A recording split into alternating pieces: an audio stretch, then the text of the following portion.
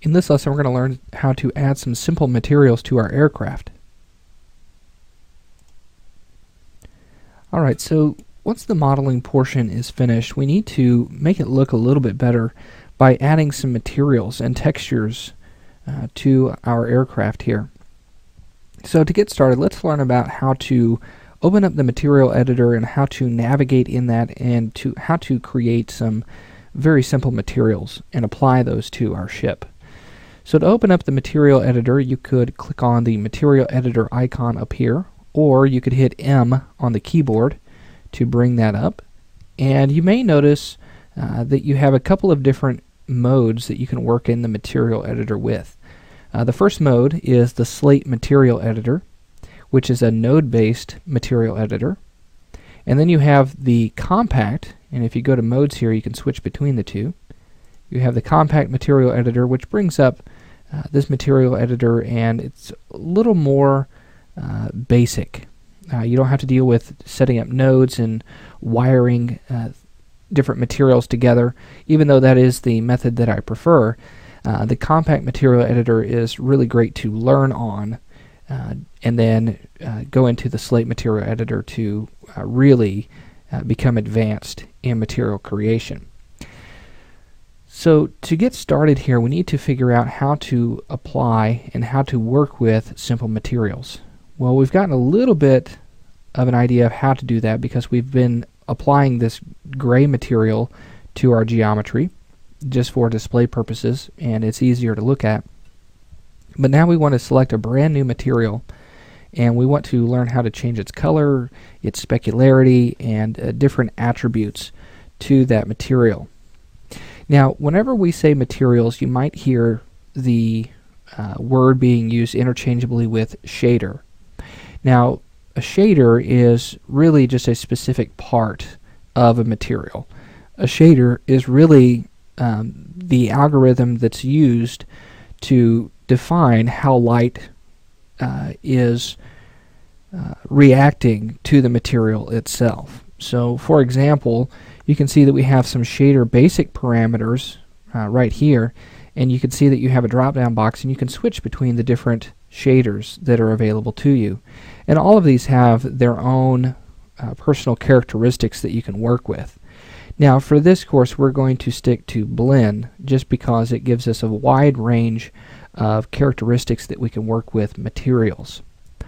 Now, if you want to learn more about those materials, you can do a little bit more experimentation. And we also have a course called Material Creation Workflows in 3ds Max to get a little bit deeper into some of these different categories. So to change the color of a material, we'll simply go to our blend basic parameters here, and you'll see that we have ambient, diffuse, and specular. We can change these colors by simply clicking on the color swatch, and it will bring up a color selector. And we can choose a color that we want to use for our aircraft here. So I'm going to stick with something a little more traditional. I'm going to try to find kind of a greenish, almost gray color. I want to stay pretty saturated, or desaturated here, just with this type of aircraft here. So we'll go with something kind of a dull green there. Might go a little bit darker, and then we'll hit OK. So we've changed the color of this material, but now we need to start thinking about the material that is made up of this object. So on something like an aircraft like this, if it's painted, it's going to have kind of a real dull type of material. It's not going to have something that's very shiny or anything like that, but you will have a little bit of specularity. Now, specularity is the amount of light that is absorbed, or that can even be bounced off of a material. So right now you can see that we have specular color, and usually the specular color is going to stay white. Okay, but here you can see that we can control our specular highlights, so we can start to adjust that specular level, which again is going to tell us how much light is going to reflect or be absorbed onto the material itself. Now, if light is totally absorbed, your specular level is going to be 0. Light hits it, but it doesn't bounce off. So if we want light to bounce, we want a little bit of specular level in there. Now, the glossiness is going to control how it bounces. So if we have a low glossiness, you'll see how it spreads across the material. However, if our glossiness is high, you'll notice how the light bounces in a more direct fashion, making it appear kind of like a really high reflectivity, kind of like a cue ball, if you're familiar with that. Okay, so if we pull that down, we want something that kind of gives us the idea that it's metal, but we don't want to make it appear as if it's glossy. Okay, so I think this is a good level for us, and we can go ahead and apply this to any object that we have selected. So let's select the ship's body, and then we're going to use this Assign Material to Selection. Simply click on that and you'll see that update in the viewport. Let's go ahead and hit F4 to turn off our wireframe, just so we can see what that looks like in our scene. Now, to me, that looks a little light, so I'm going to change my color a little bit, and I'm just going to adjust the darkness on that. So I'm going to use this value and just darken that up. Okay, so you can go really dark with it if you like, and you can choose any color that you like. You don't have to use what I'm using here. So we'll hit OK on that, and now we've got our first material. I'm going to go ahead and apply that to the rest of my objects here. So I'm going to hit F4 just so I can see what I'm selecting. We'll hold Control to select multiples, and then we'll assign that. We're going to do this for the same thing here, and we'll get the tail objects. Those have been grouped together. There we go. And then we also want the fan cases. Do something like that. Alright, great. So we've applied this green material to multiple objects in our scene. Now, let's say that I have the fan cases selected and I want to change their color or something like that. It's a common mistake to come in and select the objects that you want to change the material of and then come over to the material itself and start to change this color. So let's just drag the value down and pay attention to the number there. We have 18 for our value. This is the color we want.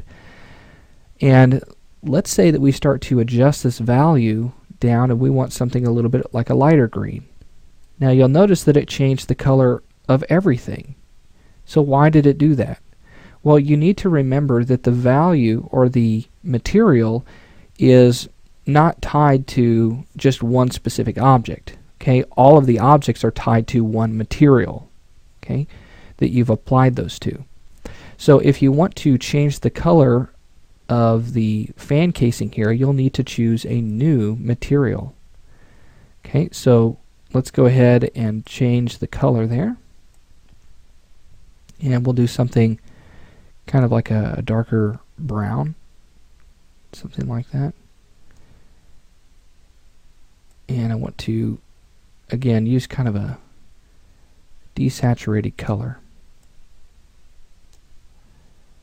and I'll hit OK on that. And if you want, you can change the value of the specularity and things like that.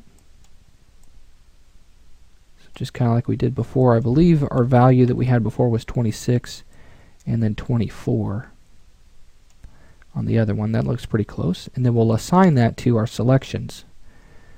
So here we can see that we have a different color for the fan casing blades here. So whenever working with materials, remember, you want to use multiple material slots to apply these different materials, and you can assign those to individual selections. And remember, if you change anything about this material, anything that it is assigned to will be changed also. So just make sure that you plan accordingly for those materials. Now in the next lesson, we're going to teach you how to assign materials to specific selections. So we can assign materials to specific polygons, and we can assign materials to specific polygon IDs. And we'll be getting into multi-sub-object materials next.